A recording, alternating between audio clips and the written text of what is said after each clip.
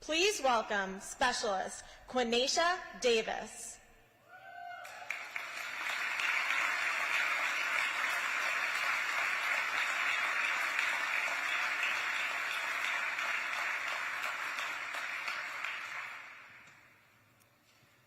Good evening, ladies and gentlemen. I'm Specialist 4 Quinacia Davis, currently working at the Combined Space Operations Center as an electromagnetic interference duty operator. It is my distinct pleasure to introduce the 49th and current Vice President of the United States, Kamala Harris.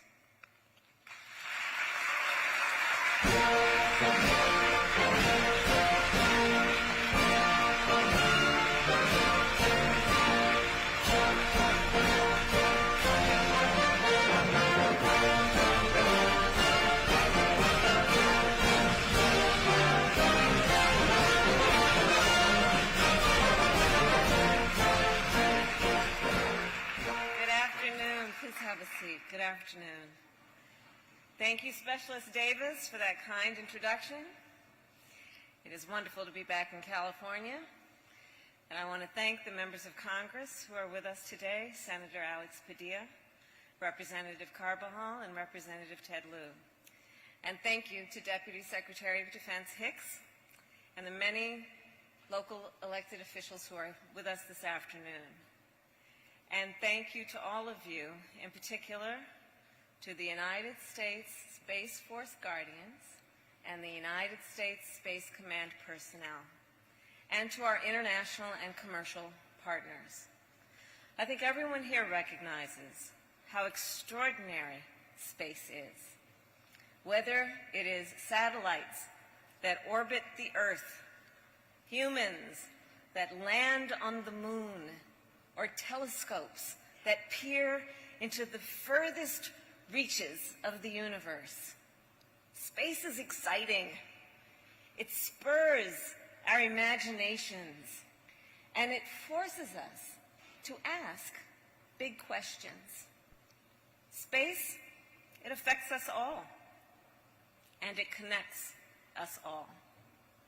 There are so many opportunities in space for our country and for all of humanity, from science to commerce to national security. All of you on this base know the importance of the space systems that you use and operate, and how important they are for our national security. Our space capabilities provide for global awareness, global connectivity, and global navigation. And of course, we also know the threats we face in space. This is why our administration has proposed the largest single increase in our military space capability in our nation's history. And we will continue to invest so you are able to protect our interest in space, which in turn protects our interests here on Earth. In recent months, you have heard the President and me talk a lot about defending international norms and rules. Rules and norms are shared principles that guide the behavior of people and of communities. They are common understandings of what is right, what is wrong, and what is acceptable. Whether it is the way we interact with our colleagues at work or the way nations interact with each other on the world stage. Rules and norms provide us all with a sense of order and stability. As we have seen in Ukraine, Russia has completely violated the set of international rules and norms established after World War II, which provided unprecedented peace and security in Europe. In the face of Russian brutality, the world has come together to say these roles and these rules and norms must be upheld. I am heartened to see such strong affirmation of their importance. At the same time, our administration is working to establish new rules and norms for the new challenges of the 21st century. Areas like emerging technologies, cybersecurity, and of course, space. In December, I convened the first National Space Council meeting under our administration. As the chair of the Council, I made this issue a point of emphasis. I believe without clear norms, we face unnecessary risks in space.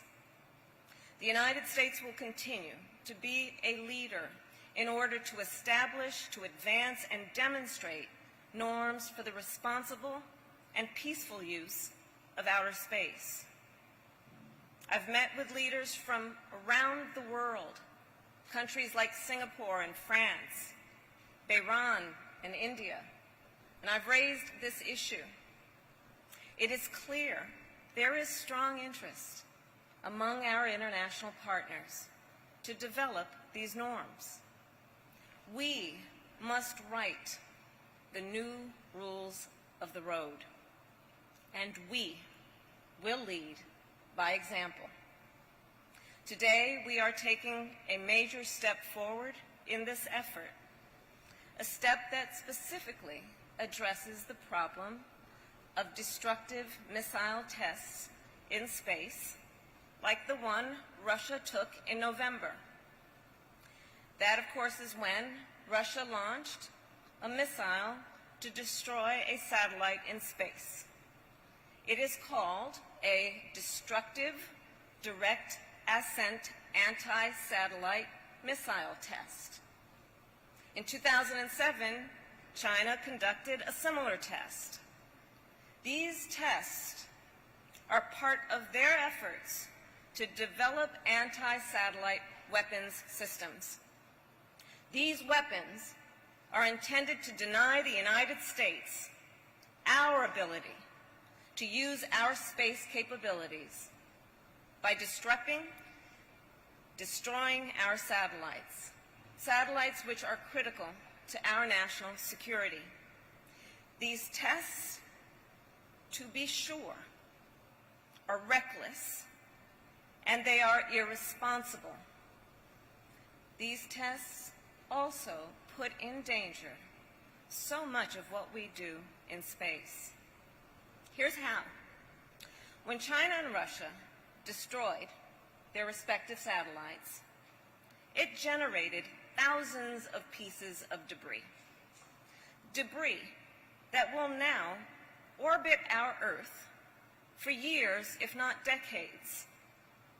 I just received a briefing from the 18th Space Defense Squadron, and their work is incredibly impressive. So far, the 18th has identified more than 1,600 pieces of debris from the Russian test.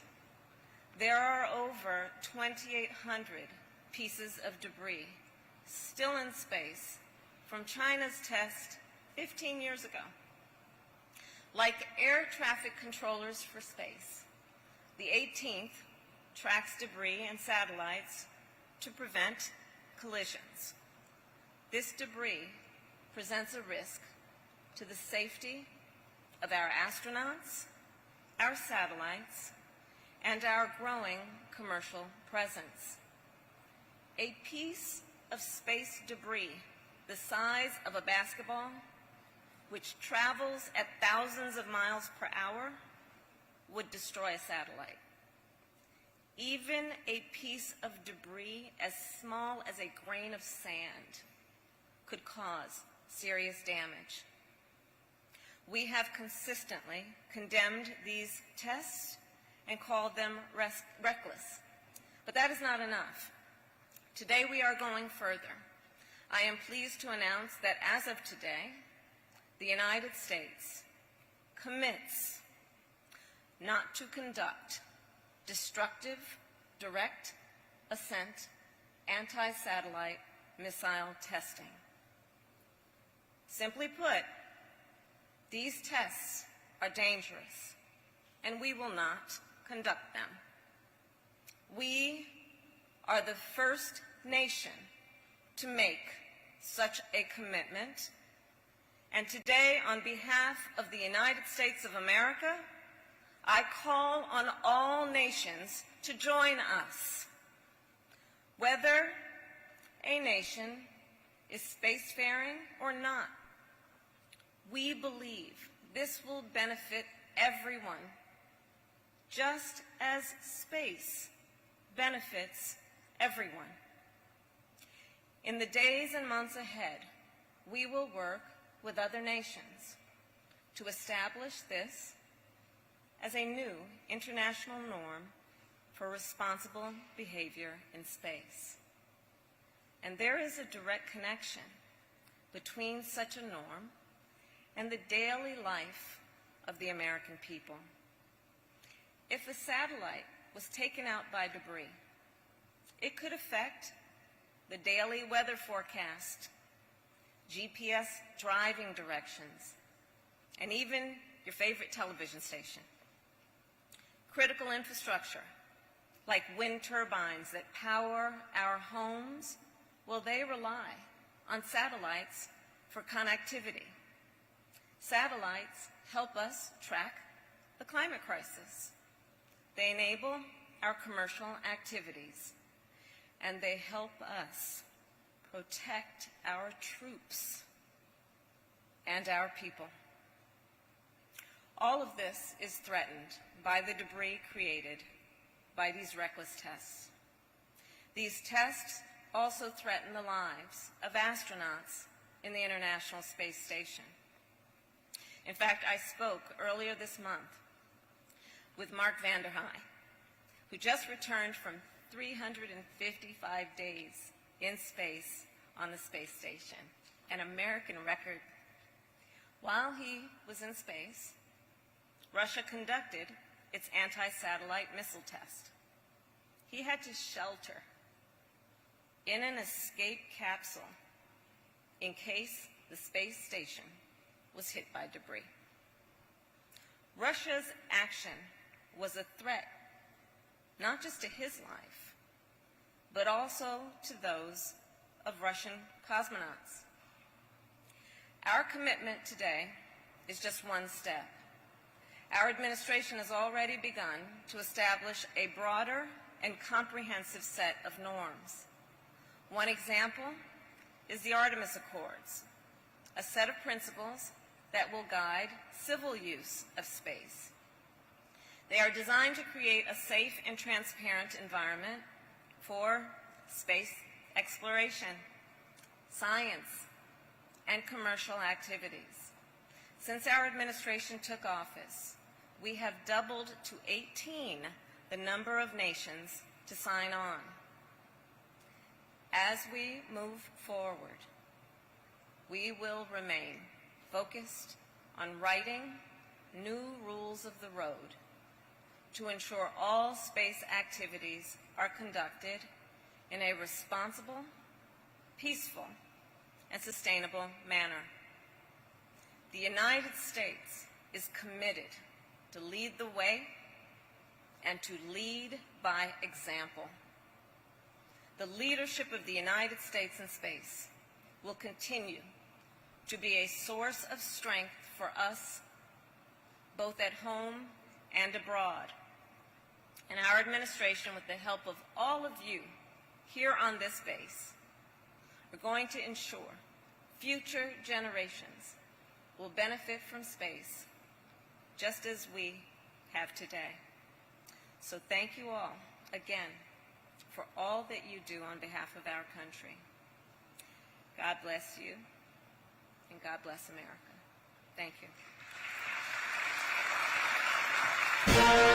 you.